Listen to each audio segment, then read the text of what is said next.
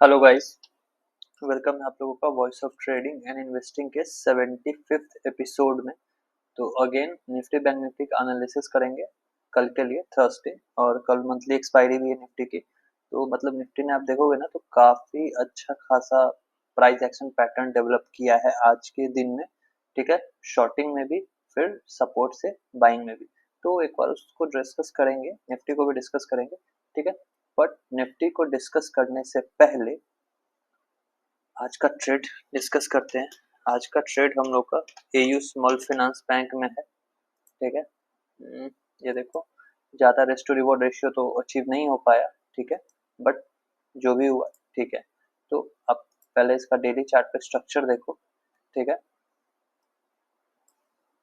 यहाँ पे ऊपर में फिलहाल कोई रेजिस्टेंस, देखो ये पुराने, इतने पुराने रेजिस्टेंस, पिछले साल के रेजिस्टेंसेस को मैं नहीं देखता हूँ। ठीक है, तो स्टॉक क्या कर रहा है, अभी के हाल फिलहाल के सारे रेजिस्टेंस के ऊपर ट्रेड कर रहा है। ठीक है, फेब के, ठीक है, फेब मार्च, ठीक है, मार्च अप्रैल, मार्च और फरवरी दोनों के, दोनों मंथ के रेजिस्टेंस के ऊपर ट्रेड कर रहा है। प्लस आप देखो, ये हो गया एक सिनेरियो। दूसरा सिनेरियो क्या है, दूसरा सिनेरियो ये है कि स्टॉक 2 दिन का हाई निकाल रहा है। ठीक है, एक दिन, फिर ये देखो 21 को हुआ अच्छा खासा बुलिश डे था, एक दिन प्रॉफिट बुकिंग हुई या फिर मार्केट साइडवेज था, और आज जब पिछले 2 दिन का हाई एक साथ निकल रहा है। ठीक है, तो हम लोग इसको फिर 5 मिनट टाइम फ्रेम पे आएंगे, तो हम लोगों को दिखता क्या है कि स्टॉक ने पहले 10 मिनट में ही अपना जो काम था वो ब्रेकआउट दे दिया है। अब मेरे को चाहिए एक पुल बैक या रिट्रेसमेंट के बाद ब्रेकआउट, तो वो मेरे को यहाँ पे मिला। ठीक है, एक हाई लगा, अच्छा खासा कंसोलिडेशन हुआ, और यहाँ पे कंसोलिडेशन का ब्रेकआउट आया। ठीक है, इसी ब्रेकआउट पे एंट्री लिया with this small stop loss. Again stop loss थोड़ा बड़ा भी हो सकता था। स्टॉप लॉस अगर कोई यहाँ का भी रखता है तो वो गलत नहीं है, बट हाँ थोड़ा रिस्की ट्रेड था, मैंने इसी छोटे एसएल का ट्रेड डाल के। क्यों? क्योंकि निफ्टी में करेक्शन था। अगेन आप देखो, 11:45 में निफ्टी कहाँ था, और बैंक निफ्टी तो पूरा गिरा ही हुआ है। ठीक है, 11:45 में ये देखो निफ्टी यहाँ पे था। ठीक है, तो मतलब यहाँ पे इतना गिरने के बाद एक छोटा सा बाउंस था। ठीक है, उस समय तो ये नहीं पता था कि हाँ ये हाई पे जाएगा, तो मेरे को लगा ये यहाँ पे आएगा, रेजिस्टेंस लेगा, जो पहले सपोर्ट था अब रेजिस्टेंस बनेगा, और फिर से हो सकता है इस सपोर्ट को निफ्टी टेस्ट करेगा। तो छोटे एसएल के साथ काम करना, जल्दी से प्रॉफिट बुक करना, ये मेरा एम था एयू स्मॉल फाइनेंस बैंक में। इसलिए मैंने इस स्टॉप लॉस को कंसीडर किया। आप इसको भी कर सकते थे, ये भी स्टॉप लॉस गलत नहीं है, 641 का भी स्टॉप लॉस सही रहता। ठीक है, बस थोड़ा सा बड़ा हो जाता है। और यहाँ पे अच्छा खासा एक 1:1.7 का रेस्टो रिवॉर्ड रेशियो है, ना ट्रेलिंग स्टॉप लॉस सेट हुआ है ना कुछ भी। ठीक है, यहाँ पे पूरा प्रॉफिट जिस भी प्राइस पे था मार्केट 3 बजे 3:20 से पहले, वहां पे मैंने इसको मार्केट टू मार्केट एग्जिट दे दिया है और प्रॉफिट में निकल चुका हूँ। ठीक है, अब आ जाते हैं निफ्टी के ट्रेड पे। निफ्टी के ट्रेड में भी आज मैंने एक ट्रेड लिया है। ठीक है, अगेन मैं एफ एन ओ के ट्रेड शेयर नहीं करता, पर आपके साथ एक लॉजिक शेयर करता हूँ। ठीक है, आपके साथ एक लॉजिक शेयर करता हूँ, इस लाइन को आप कर दो डिलीट। ठीक है, अब एक चीज देखो यहाँ पे, ये पहले क्या हो रहा है, पहले 5 मिनट की एक रेंज का क्रिएशन हुआ है। ठीक है, मतलब क्या, पहले 5 मिनट की कैंडल थी, उसका हाई टूटा ना लो, जब यहाँ पे टूटा, अब देखो, अब देखो यहाँ पे नहीं आ रहा है, चलो कोई नहीं, इसको लाइन ही कंसीडर कर लो, पता नहीं क्या हो गया यहाँ पे, ये धन वालों ने इसको रिपेयर नहीं कर रहे हैं। यहाँ पे आप एक लाइन कंसिप लाइन डालता हूँ। ठीक है, यहाँ पे क्या हुआ, 5 मिनट्स में ब्रेकडाउन दिखता है। ठीक है, ब्रेकडाउन दिखता है तो क्लोजिंग बेसिस पे ब्रेकडाउन नहीं है। ठीक है, प्लस मैं यहाँ पे शॉर्ट नहीं करूंगा 5 मिनट्स में। क्यों? ना कोई कंसोलिडेशन है, ना आसपास में कोई पुल बैक है। स्टॉप लॉस कितने दूर का है, आप देखो, अगर कोई यहाँ शॉर्ट करेगा तो 83 पॉइंट्स का स्टॉप लॉस है, 83 पॉइंट्स का, जो कि अगर स्ट्रक्चर बनता तो वहां पे 83 होता तो मैं समझता।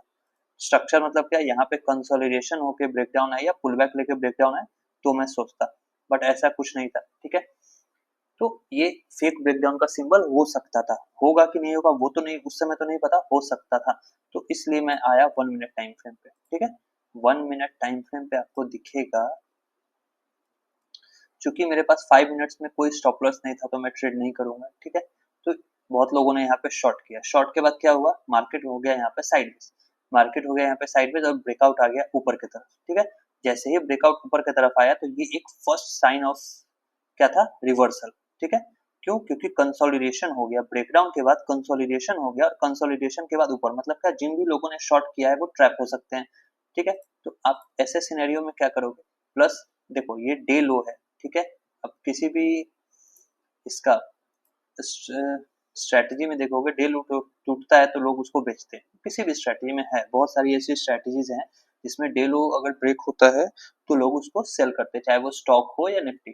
तो वहीं पे यहाँ पे बहुत सारे भर भर के सेलिंग ऑर्डर्स पंच हुए, बट निफ्टी ने क्या किया, उन सेलिंग ऑर्डर्स को इग्नोर करते हुए ये रिवर्सल ऊपर की तरफ कैंडल क्लोजिंग आ गई, ठीक है। तो इसको एक ट्रैपिंग सिनेरियो मान के मैंने यहाँ पे आज एक ट्रेड दिया है, ठीक है, with this small stop loss, और 1:2 का risk to reward ratio achieve हुआ है। Again risk to reward ratio achieve हुआ है, ये इम्पोर्टेंट नहीं है। इम्पोर्टेंट क्या है कि मैंने इसी जोन पे प्रॉफिट बुक किया है, whole to whole all quantity मैंने इसी जोन पे निकाली है। वो मैंने क्यों निकाला वो आपको देखना चाहिए, ठीक है। ये 5 मिनट्स में 1 मिनट्स में, ठीक है, दोनों में रेजिस्टेंस है। क्यों? क्योंकि पहले 5 मिनट के कैंडल का हाई है और ये वापस से रिट्रेसमेंट का हाई है, ठीक है, दोनों लगभग आसपास में है। रिस्क टू रिवॉर्ड रेशियो हम कब फॉलो करेंगे? फॉलो हर जगह होगा, ठीक है, बट हाँ डिसाइसिवली कब फॉलो करेंगे? जब हम किसी ब्रेकआउट या ब्रेकडाउन को ट्रेड कर रहे हैं, ठीक है। अगर हम लोग रिवर्सल या फिर ट्रैप ट्रेडिंग करते हैं तो हम लोगों को क्या है, सपोर्ट पे बाई किया, रेजिस्टेंस पे बुक कर लो, ठीक है। सपोर्ट पे बाई, रेजिस्टेंस पे बुक। यहाँ पे क्या हुआ, सपोर्ट टूटा, वापस से सपोर्ट के ऊपर स्टॉक आया, इंडेक्स आया और वापस से रैली शुरू। तो यहाँ पे मैं रिस्क टू रिवॉर्ड रेशियो नहीं देखूंगा, ठीक है। यहाँ पे जैसे ही मेरे रेजिस्टेंस के पास मार्केट आएगा मैं प्रॉफिट बुक कर लूंगा। यहीं पे अगर ये यहाँ पे आके कंसोलिडेट करता और ब्रेकआउट आता तो मैं एंट्री लेता, जो भी स्ट्रेसर रहता वो लगाता और फिर मैं रिस्क टू रिवॉर्ड रेशियो देखता। क्यों? क्योंकि मेरे को ब्रेकआउट मिला, ऊपर में अच्छा खासा जगह है, या फिर ये नीचे ब्रेकडाउन देता तो मेरे को देखो ये एक अच्छा खासा इस जगह तक का रिस्क टू रिवॉर्ड रेशियो दिखता, तो मैं risk to reward ratio follow करता। बट यहाँ पे क्या था, मैंने सपोर्ट पे करता, जैसे ही रेजिस्टेंस आया वो मैं बुक कर लूंगा, चाहे 1:2 हो या 1:1 हो या 1:1.8 ही क्यों ना आ रहा हो, पर रेजिस्टेंस के पास मैं इसको बुक कर लूंगा, ठीक है। तो ये एक निफ्टी का ट्रेड था। उसके बाद फिर से निफ्टी ने एक ट्रेड दिया है आप लोगों को इस जगह पे, ठीक है। यहाँ पे एंट्री है बट अगेन वही 115 पॉइंट का एसएल है, पहले से प्रॉफिट हो गया था, देखो 10 मिनट में ही काम हो गया, तो फिर क्यों ही अननेसेसरली ये करना। अब ये निफ्टी का और एयू स्मॉल फाइनेंस बैंक का ट्रेड था। मैंने कल भी बोला कि अगर मार्केट गैप अप खुलेगा तो प्रॉफिट बुकिंग आएगी, ये नहीं पता था कि इतना गैप अप खुलेगा। डाउ जोन्स 1000 पॉइंट अप था, ठीक है, फ्यूचर्स, इसलिए ये गैप अप हुआ है, ठीक है, ठीक है, बट कोई नहीं। तो गैप अप के बाद क्या हुआ, सेल ऑफ आया। ये एक मेजर सपोर्ट हम लोगों ने डिस्कस किया था 24,100 का, मार्केट वहीं पे आया और वहीं से देखो बाइंग आई है। अब एक चीज गौर करना, प्रॉफिट बुकिंग तो आ गई, ठीक है, जरूरी नहीं है कि हर एनालिसिस वीडियो में हम लोग लेवल्स डिस्कस करें, कुछ साइकोलॉजिकल थिंग्स भी आपको डिस्कस करनी चाहिए, ठीक है, मेरा काम है आपको बताना। तो अब देखो गैप अप खुला, सेलिंग आ गया, मतलब क्या है, यहाँ पे जिन भी लोगों ने बाय किया था उन लोगों ने अच्छा से प्रॉफिट बुक कर लिया है, ठीक है। प्रॉफिट बुकिंग के साथ साथ नई बाइंग भी हुई है आज के लिए, ठीक है। अगर मार्केट यहीं से जाके टकरा के गिर जाता तो हम समझते कि हाँ, हम लोग समझते कि कोई नया बाय यहाँ पे नहीं है, बट ऐसा कुछ नहीं हो रहा है। यहाँ पे मार्केट ऊपर ऊपर हायर हाई लगाते जा रहा है, ठीक है, पूरा इंट्राडे में, और डे हाई के आसपास आकर बंद हुआ है। मतलब क्या है, जो भी है, जो भी हो, FIID है, उसने क्या किया है, सपोर्ट पे बाइंग किया है और उसको ऊपर लेके गए हैं निफ्टी को। तो कल एक्सपायरी है तो हो सकता है निफ्टी ऊपर का मूव दे अगेन, हो सकता है, होगा या नहीं ये कल देखने वाली बात होगी, बट फिलहाल के लिए हो सकता है कल निफ्टी बैंक निफ्टी एक ऊपर के, बैंक निफ्टी नहीं, निफ्टी एक ऊपर की तरफ का मूव हम लोगों को दे सकती है, ठीक है। अब यहाँ पे आप एक लेवल देखो, ये एक रेजिस्टेंस लेवल है जो कि सपोर्ट बन गया है, ठीक है।